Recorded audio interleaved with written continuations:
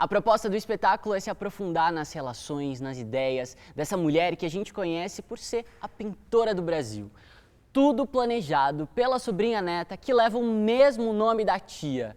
Darcilinha tem memórias, em cena, não tão faladas que vocês colocaram lá, certo?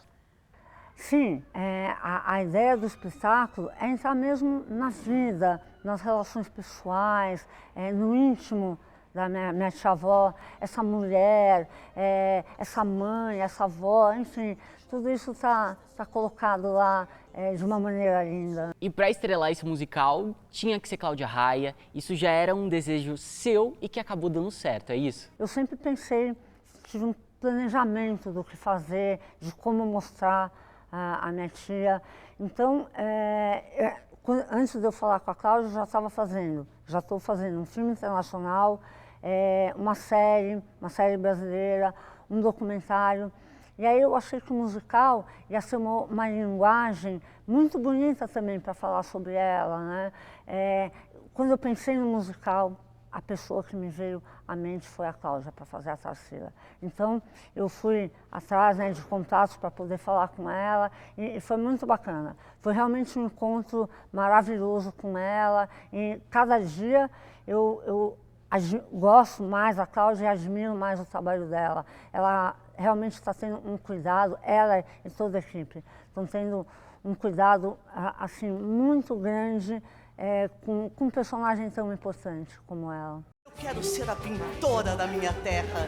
Sinto-me cada vez mais brasileira. Eles iam fazer a primeira leitura do roteiro. Eu já tinha ajudado bastante no roteiro, passando livros, informações para eles poderem se aprofundar mais. Fiz também algumas reuniões com o Posse, com a Cláudia, para poder ter um aprofundamento também e um conhecimento maior sobre a minha tia. E aí, na primeira leitura do roteiro, foi assim, impressionante. Me impressionou muito os atores, né, a Cláudia e o Jarbas principalmente, que conforme eles iam lendo, eles já iam entrando no personagem, mudando realmente o tom de voz, até a expressão corporal. E isso, assim, foi para mim uma coisa incrível. Ali, naquele dia, eu já estava vendo a minha tia e o Oswaldo. A gente vê um autorretrato da minha tia, aquela mulher linda, exuberante, era muito diferente dela pessoalmente, né? Quando ela morreu, eu tinha 8 anos, então ela já era uma senhora. E ela era uma pessoa muito tímida. Meu pai era o advogado dela, então eu via minha tia quase toda semana, ou ela ia na nossa casa, na casa da minha avó, ou a gente estava sempre na casa dela. Eu adorava ir na casa dela, olhar aqueles quadros, conversar com ela, ela era sempre muito carinhosa comigo. Então, essa minha visão é muito da tia. Aí, quando eu fui estudando mais sobre ela, eu fui conhecendo a mulher. Mas mesmo essa mulher que chegava em Paris, parava uma festa, parava um jantar, era uma mulher que tinha esse lado mesmo, de uma mulher mais tímida, mais introspectiva. Mas era uma pessoa muito inteligente, uma pessoa com uma cabeça muito rica, muito culta, sabe? Então, mas sempre com essa dualidade entre a mulher de uma família tradicional, aqui do Brasil, de São Paulo. Imagina o que era o Brasil naquela época. E também uma mulher muito avançada, muito à frente do seu tempo, que foi capaz de pintar quase como a negra, Bapuru, antropofagia. Então, mas toda essa dualidade convivia dentro dela também. E é bacana ver isso na Cláudia, né? Ela tem aquela presença de palco daquela mulher que realmente chegava em Paris e arrasava, mas também sabe fazer também aquela mulher mais introspectiva, a mulher que sofreu também com as perdas familiares, com as separações, né, dos maridos, enfim. A Cláudia conseguiu captar muito bem isso.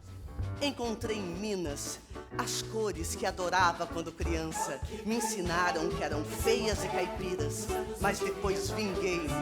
É muito importante esse lado da brasilidade. a gente vê isso muito na obra da minha tia. O próprio Mário falava da brasilidade da obra dela, que, nossa, era uma coisa linda. As obras dela são lindas de se ver. É muito fácil você gostar das obras da minha tia. E a gente, assim que a gente olha uma obra da minha tia, a gente já percebe essa presença do Brasil na obra dela. Mas essa presença do Brasil está na alma, estava na alma dela. E é muito bonito, ela, em Paris, ela tinha um ateliê dela, e no ateliê dela ela queria convidar os amigos, né? Ela era amiga de Picasso, Leger, Stravinsky, Brancusi, Jean Cocteau, enfim. E ela chamava os amigos e servia feijoada, caipirinha, cigarro de palha. Eu fico imaginando naquela época a imagem que as pessoas tinham do Brasil e ela fazer questão de mostrar o país dela, não só nas obras, até nas relações ali pessoais, né, com os amigos lá de Paris. E não ter vergonha de mostrar um Brasil mesmo, mostrar a nossa raiz, a nossa essência. Então, ela tinha que ser uma brasileira para ter feito tudo isso, uma brasileira com muito orgulho, para ter feito tudo o que ela fez, não só na obra dela, mas até nas relações pessoais e na vida dela. E eu queria que você me contasse essa ideia, todo esse pensamento, essa teoria de que o Abaporu, na verdade, é um autorretrato? Bom, é um quadro que eu olho para ele desde pequena. E, claro, né, é um quadro que tem um mistério. Para mim, esse quadro tem uma aura, né, muito grande. E eu estudei muito sobre a minha tia. E, óbvio, sempre estudei muito sobre o Abaporu também. Um dia, com uma amiga, conversando também, a gente estava fazendo um projeto juntas. A gente queria fazer um projeto sobre releituras do Abaporu. E aí a gente começou a falar sobre um autorretrato que muitos artistas se projetam nas obras em pequenas, às vezes em pequenos espaços, em pequenos detalhes. Ela começou a falar, mas se a gente pegar um espelho inclinado, na hora veio tudo na minha cabeça. A inspiração para o Abaporu era a minha tia, nessa posição, com as pernas dobradas, a mão segurando a cabeça na frente de um espelho inclinado. Quando você se vê nessa posição do Abaporu, na frente de um espelho inclinado, você vai ver o seu pé em primeiro plano bem grande e sua cabeça no fundo pequenininha. Quando eu vi isso, a gente saiu correndo para a casa dela, a gente colocou um espelho inclinado, eu estava com o cabelo todo puxado para trás, com um rabo de cavalo, como a minha tia usava. Aí eu sentei na posição dela, falei, é isso. Ela estava sentada desse jeito. Aí, claro, eu fui atrás, escrevi um livro sobre isso, chama Abaporu, uma obra de amor, porque o Abaporu ela fez para dar de presente para o Jorge Andrade, um presente especial, um presente que impressionasse a minha tia. E ela acaba fazendo a obra mais importante da arte brasileira, para poder impressionar o Oswald de Andrade. E aí, eu fui atrás das evidências, para escrever o livro, eu fui atrás das evidências. Aí a minha madrinha, irmã do meu pai, era como filha da Tarsila. E ela chegou a morar na casa onde a Tarsila morava com o Jorge Andrade, que era a casa do meu bisavô. E aí eu falei, Tirena, você lembra do ateliê da Tarsila? Lembro sim, filhinha. Tinha algum espelho inclinado? Ela parou, pensou, falou, olha, dentro do ateliê não, mas no corredor que chegava no ateliê, tinha um grande espelho apoiado no chão, inclinado. Bom, aí já uma parte importante foi, para mim, ficou clara, né? Aí eu olhava o pé do Abaporu. O pé do Abaporu tem o dedo médio bem maior que os outros. Eu falava, a minha tia não fez isso à toa, só pode ser o pé dela. Ela estava sempre com o sapato fechado, eu acho até que ela tinha um pouco de vergonha. Aí a minha irmã, mais velha que eu, então, se eu tinha 8, minha irmã já tinha 15 quando a minha tia morreu. Ela falou, eu lembro perfeitamente do pé da nossa tia, o dedo médio era muito maior. Então, uma outra parte importante dessa minha tese também, para mim, ficou cada vez mais clara.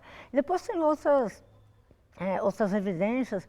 Uma que eu acho também muito importante é quando a Tarsila se separa do Oswald de Andrade, também tem toda a história lá com a Pagu. Eu acho que a Cláudia também vai contar isso, né, no musical.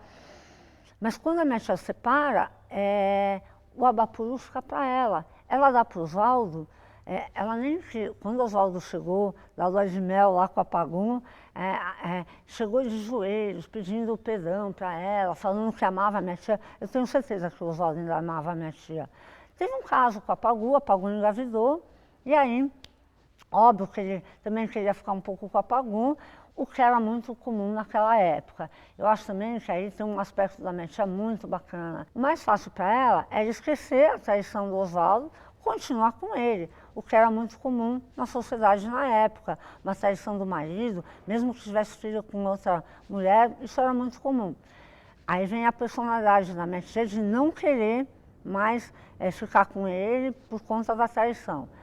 Aí ela, a minha madrinha se lembra dela colocar as coisas do Oswaldo do portão para fora, de não deixar ele nem entrar na casa para pegar as coisas dele. Dá um outro quadro para ele, um quadro que na época era até mais importante, um quadro do Decrílico, e fica com o Abapuru para ela. Aí eu fiquei pensando nessa perspectiva de ser uma obra de amor, dela ter dado aquilo de presente, dela querer dar um presente que impressionasse o grande amor da vida dela, dela ter se dado praticamente nua, como tal o Abapuru, como tal o Abapuru no quadro, enfim, uma obra de amor mesmo. Então ela deu esse quadro para ele de uma maneira tão especial. Aí eu fico pensando, aí tem essa traição, essa história com a Pagu, aí eu fico imaginando se ela não queria que esse quadro ficasse na casa dele com a Pagu. Então ela prefere dar uma outra obra para ele, para ela continuar com esse quadro com ela. Isso também acho que é uma questão também que vai fechando essa minha tese sobre o autorretrato. Tem mais uma outra história que eu acho também que reforça essa teoria. A primeira exposição que ela faz em Paris, que ela levou o Abapuru, ele não vai com o nome de Abapuru, ele vai com o nome de Nu. Era ela nua, se dando de presente para ele. Então, depois concluindo com todas essas evidências, para mim, eu não consigo mais ver o quadro sem pensar nela se autorretratando. Se você olhar até o rosto do Abapuru, tem aquele cabelo bem com aquela pontinha aqui na testa. Então, para mim, é o rosto dela sem a boca, com a cabeça um pouco virada de lado. Inclusive, o título da obra foi o Oswald que deu, né? Quando ela dá o presente pro Oswaldo, ele fica muito impressionado. Aí ele fala, parece um homem plantado na terra, parece um indígena, um antropófago. Ele chama o Raul Bopp, que eram muito amigos, para ver o quadro. Raul Bopp também fica muito impressionado com o quadro. E eles começam a falar, vamos fazer um movimento em torno desse quadro.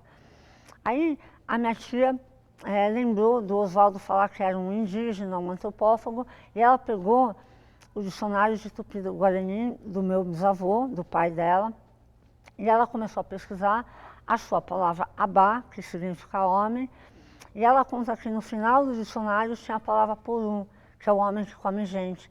Aí eles resolveram batizar o quadro de Abapuru, juntando essas duas palavras de origem tupi-guarani.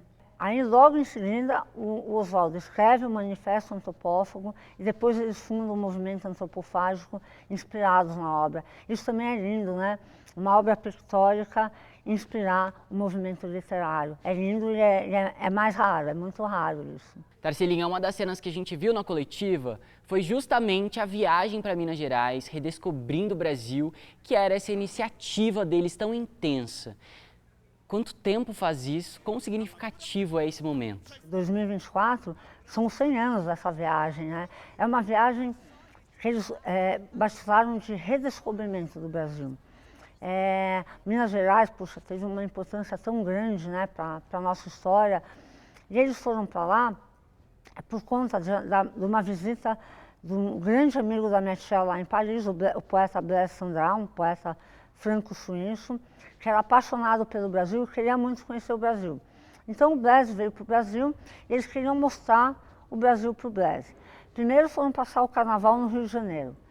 Diz que o Blaise Cendat ficou alucinado com as rodas de samba, com as mulheres, tudo. Diz que ele ficou nas favelas o tempo inteiro, praticamente o tempo inteiro lá nas rodas de samba.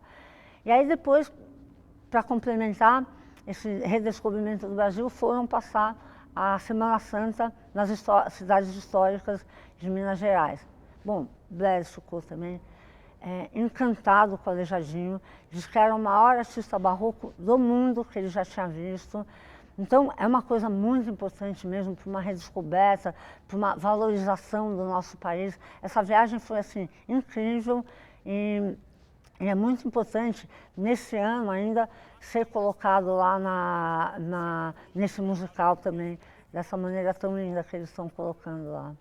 Mas o que é que você tanto desenha, Tarsila? Vejam as decorações populares, os murais, as pinturas das igrejas, simples e comovente. A tradição e a simplicidade é genial. E o musical estreia dia 25 de janeiro, 470 anos da cidade de São Paulo. Tarsila e São Paulo é um laço único, né? Nessa cidade que ela pintou o Abapuru, que ela pintou esses quadros mais importantes dela, foi nessa cidade. Ela amava São Paulo, ela faz um quadro lindo que se chama São Paulo, que está na Pinacoteca, e muitas outras obras, sempre também inspiradas nessa cidade que ela amou tanto e que ela viveu aqui tanto tempo. Brasil, meu Brasil brasileiro, meu mulato em janeiro, vou cantar-te nos meus versos. Eu queria chamar as pessoas para assistirem esse espetáculo. Queria agradecer muito a Cláudia, o Jarbas, o Posse, toda a equipe, por todo esse carinho. O espetáculo está lindíssimo, é imperdível.